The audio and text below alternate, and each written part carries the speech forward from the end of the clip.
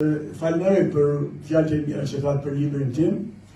Libri im nuk është libri i Bajram Curit, plotësisht. Është flet shumë për Bajram Curin, për origjinën dhe për familjen e Bajram Curit, për figura e Bajram Curit meriton një vepër voluminoze ku të përfshihen të gjitha veprimet luftarake që ka bën për shpalljen e pavarësisë dhe për konsolidimin e shtetit shqiptar, por e veçanta që e ka filli kuq që ka përshkruar gjithë jetën e tij, ka qenë çlirimi i Kosovës dhe bashkimi me Shqipërinë.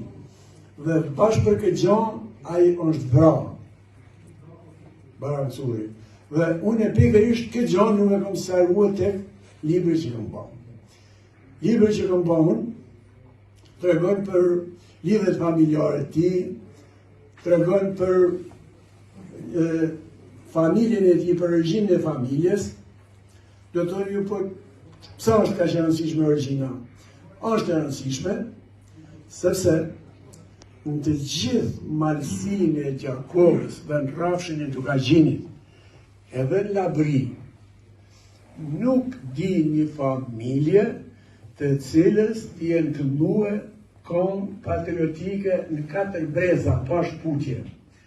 Zakonisht, ne malokët, si që na quajnë ta labët, ne malsorë, ne këndojmë këngë edhe për vrasjet kriminale.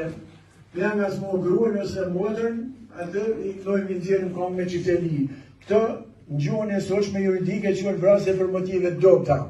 Dhe këngët për motive dobta e mushin plot median, televizionet dhe radio shqiptare.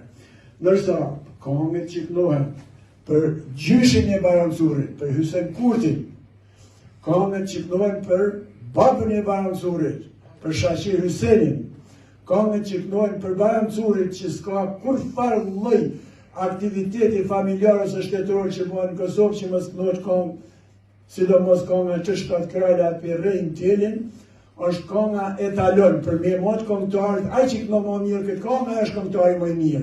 Dhe s'ka met këngëtarë që të lizën tonë Kosovë e Shakis, si nuk e ka këndu këngën të shtat krajlat për rejnë tjelin.